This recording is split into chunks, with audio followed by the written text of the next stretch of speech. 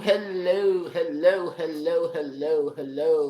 Welcome to my Blue Zone Lifestyle Podcast. I am Dr. Yvonne Beckford. I have been in practice for some years, let's say 40-ish years now. And out of personal experience, I want people to live quality lives forever, ever, and ever.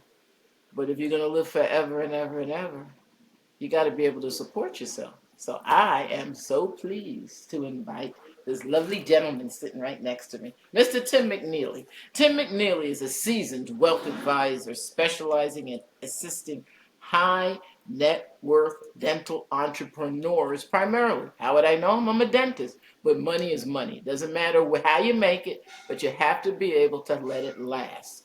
He has been managing financial affairs and building lasting wealth since 2001. He is focused on helping dental professionals take control of their financial world. As a spouse of a dentist, right? Tim possesses the unique understanding of the pressures associated with running a dental practice while managing personal finances. His personal insight drives his commitment to guiding clients through financial complexities, providing clear, actionable strategies. He prides himself in creating roadmaps that enable his clients to focus on what matters: life, family, and legacy.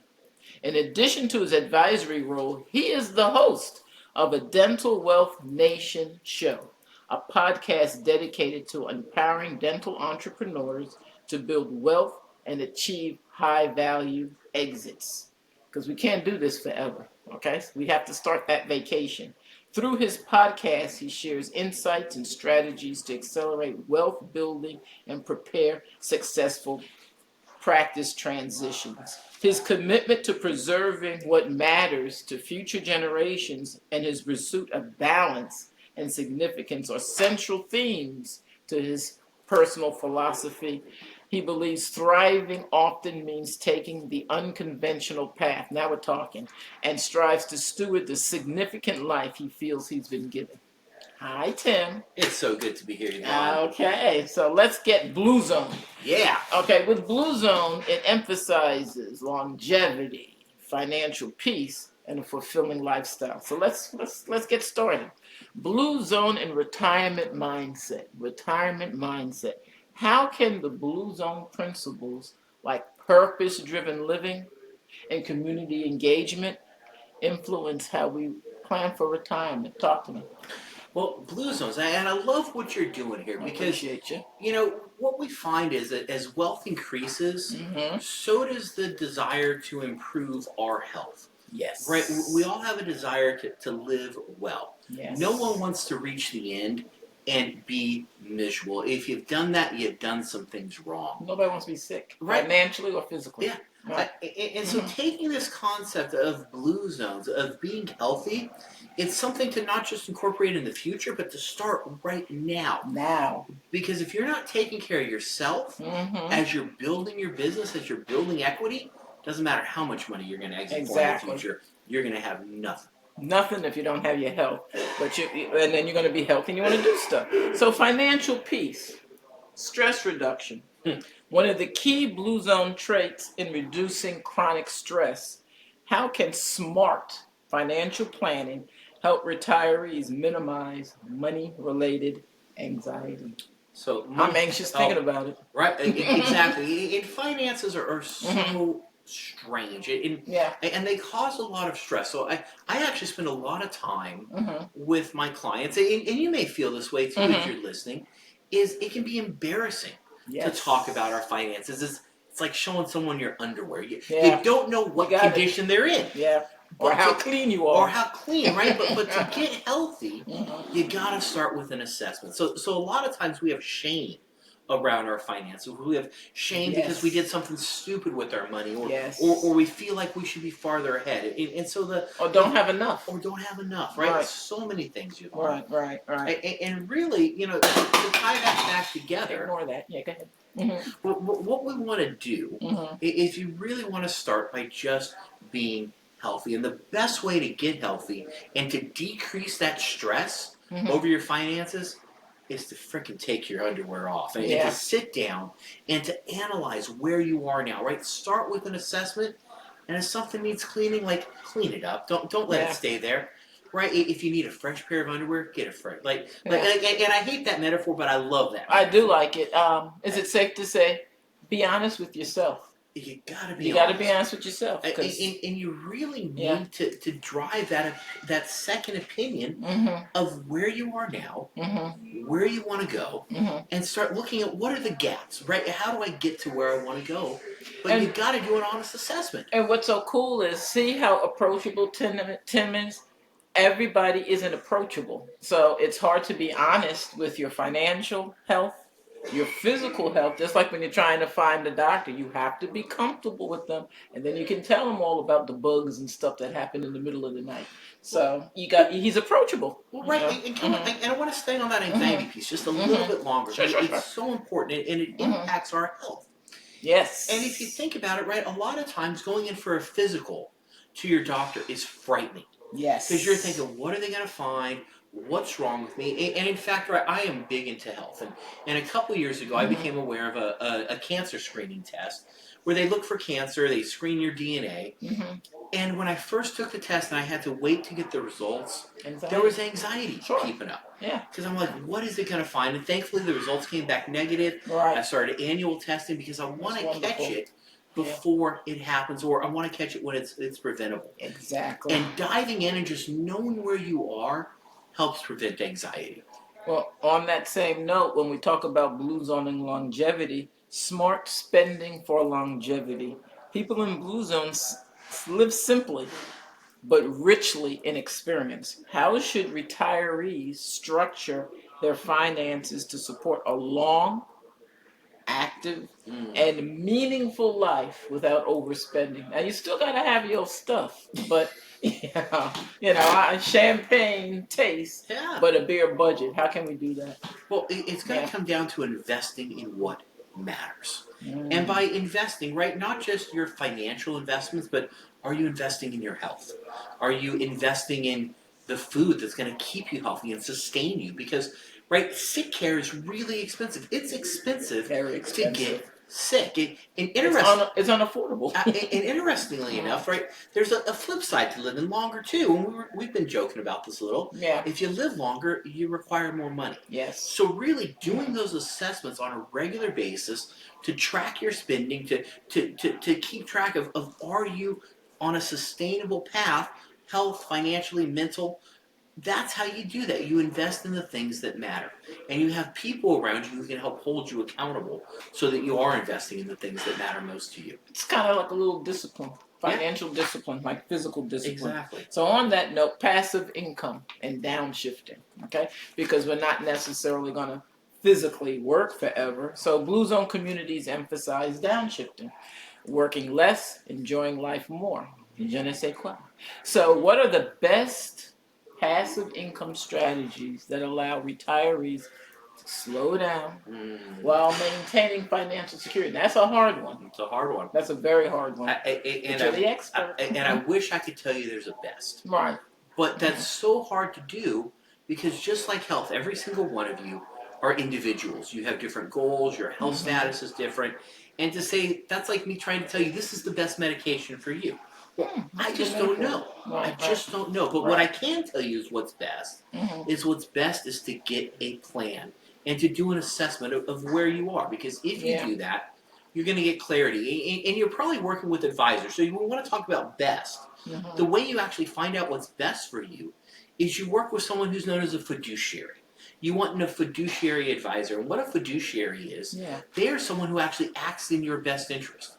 They're not product salespeople, and they're actually bound by legal obligation to recommend what's best for you. Not what's good for you, not an appropriate thing, but actually what's best. So the best way for you to find passive income is actually to work with a fiduciary who can put a plan together, who can get to know you, and then make the appropriate recommendation. That's how you find out what's best. So financial medicine. Now, how often would we have to meet with somebody, or should we meet with somebody? Like, should it be quarterly, like a tax accountant, or monthly, or kind of?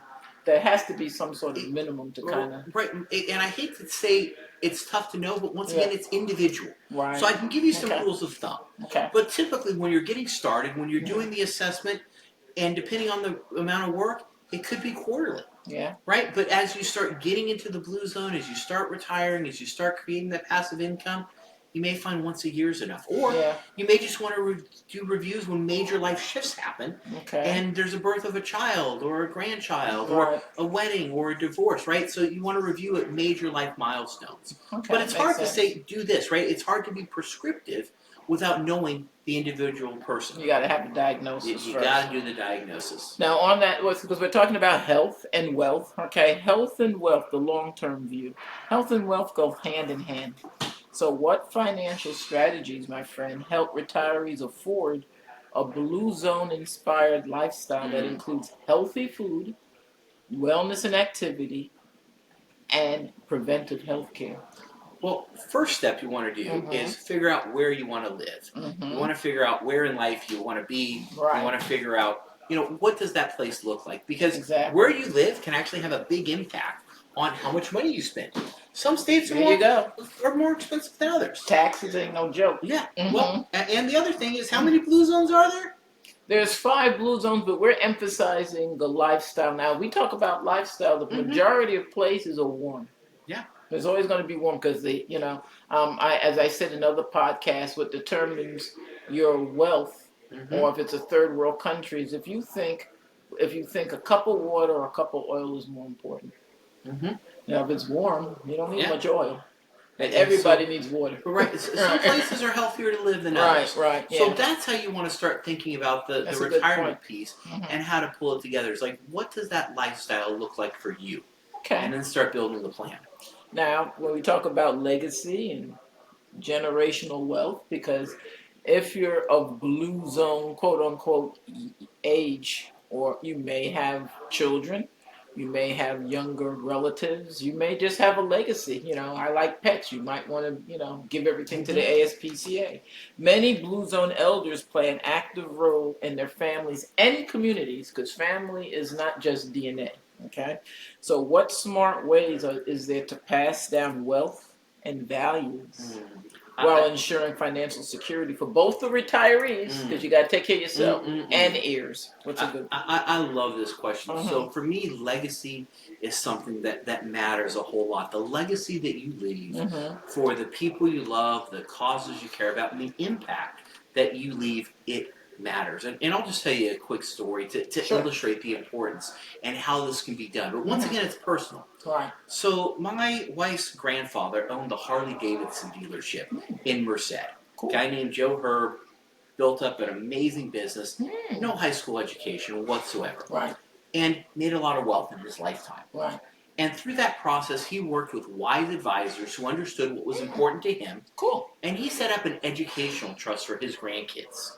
Nice. And because of that, my wife was able to go to dental school and graduate debt-free. Now we're talking, and don't have to join the military for everything. And because of that, she's been able to accelerate her service to society, and she's been able to reach a point where she can do what she wants, when she wants, and serve people at a higher level because her grandfather made an investment. He didn't just give her money. Right. He said, I'm going to invest in your education. Yeah, and that's an investment. Yeah. And so he didn't just pass down money, but he passed on values. The other thing that I love doing for families is sometimes you're charitably inclined and you have causes that you care about. And we think, we'd love to do a foundation, but that costs so much money. Well, there's structures that you can use to create essentially a private family foundation without all the expenses. Right. And what's wonderful about that, and you can start with like $5,000, $10,000. Right. So you can create a pool of money that's been pre-earmarked for gifting. So now imagine you're around the holidays. You're sitting with your kids or people you love, and you can shift the conversation all of a sudden. You can say, you know what? I've got a pool of money set aside for giving. Tell me about a cause that you're passionate about. Tell me why that matters to me. Yeah. And as they talk about it, you go, you know what? I'd like to make a gift to that charity for you. That's nice. And you can make a gift. And or now, matching. Or matching. Right? And so you can learn to instill values. Because you don't just want to pass on money, you want to pass along those values that helped you create that wealth. Yeah, I've told folks, giving what you didn't have materially doesn't have as much value of teaching folks what you weren't taught. Oh. Now that's an investment. Preach. Right? I'm deep. Yeah. All right. So when we're talking about social capital, that's basically what we're talking about. Strong social networks contribute to longevity. How can retirees, like we were just talking, stay financially engaged, socially engaged, whether through travel, hobbies, or community involvement? So we tapped on that a little bit. So you need money to do these things. And I'm going to tell you, it comes back to your passions and things that you enjoy. Or your purpose. There's a couple that I work with that I absolutely love. Okay. And their passion is actually dancing. Okay. They're dance instructors. Okay. They're retired, and they could completely walk away and never have to teach dance instruction. Sure. But they do it because they love it. Yeah. Plus, it helps generate a little bit of extra income Exercise. to play for their time dancing. So they get to dance, they get paid to go instruct, they're in community, they're staying healthy, and because of that, they're not having to draw their retirement funds just yet, which gives the money a little bit more time to grow. So they've been able to incorporate their passions to pay for the things that they love, and they're paying for things and involved in activities that keep them healthy. Dancing, they're staying That's active. Wonderful. I love hearing that. So look for creative ways to do the things you enjoy that bring you into community. And it doesn't have to be a lot of money. Right. But if you can find a way to cover your travel there or whatever it is, right? There's creative ways that you can help fund your retirement lifestyle and make sure your wealth lasts even longer. Yeah, what I think of is like I'm big on delta points. You can do money. You can do just points, or you can do points and money. And that's a way to stretch it. So that's a great 100%. Idea. So on that same note, let's talk about the 100-year retirement plan, because we ain't never going to die. We just going to multiply. Anyway, with people living longer and healthier, well into their 90s and 100s, believe it or not, how should retirement plans adapt to support 30 years of post-career living? That's a long time. That's a whole nother adulthood. Yeah. We touched on this earlier, Yvonne. We talked about longevity risk, right? If you live too long, you're going to need more money. Right. And so, once again, this becomes an assessment. If you have to look at your portfolio, you have to understand your underlying health risk, what's longevity like in your family. Can you self-insure against living too long? Or do you want to be able to supplement that through some insurance policies and long-term care, right? But once again, this is personal for you. Right. And you want to do what's best. And that really requires just running the numbers, getting some illustrations, and figuring out, what's the cost of ensuring my longevity? Right. Numbers don't lie. Yeah, numbers don't lie. You got to crunch the numbers. You got to crunch the numbers, and you've got to face the reality. I mean, we got to get on the scale. Just like blood work, just like getting on the scale. You got to do a diagnosis. 100%. So with that note, first steps. Let's get funky now. First steps to a Blue Zone inspired retirement. For someone nearing retirement, I don't know who. Okay, what are the top 3 financial moves they can make today to secure a long, fulfilling financial secure life? So we want top 3 moves. Top 3 moves. Here are my favorite top 3. Number 1, get a second opinion. Yes. This is something, and I've had the opportunity to help underwrite research on the ultra wealthy. Okay. Cool. And one of the things the ultra wealthy do really well is they get second opinions. They stress test their wealth plans. They do like our President Ronald Reagan taught us. Trust, but verify. Yes. You want to make sure that the plans you have are actually going to deliver the results that you expect. So number 1, get a second opinion. Cool. The second thing you want to do once you have that second opinion is really, start focusing on what's important to you, right? What does that vision look like? Your purpose. Purpose. You got to have your purpose. If you don't have the purpose, you're going to get lost. It's just like a jellyfish with no spine. Yeah, I love that. I just come up with stuff. Yeah. Right. Your purpose is that driving factor, and if you have your purpose everything else falls in line because you have a filter, something that you can test it against. Yeah, and it's not that scary. It's not that scary. It's not that scary, so you're not alone. Yeah. So, and then step 3, you got to change your mindset. You got to realize your best days are ahead of you.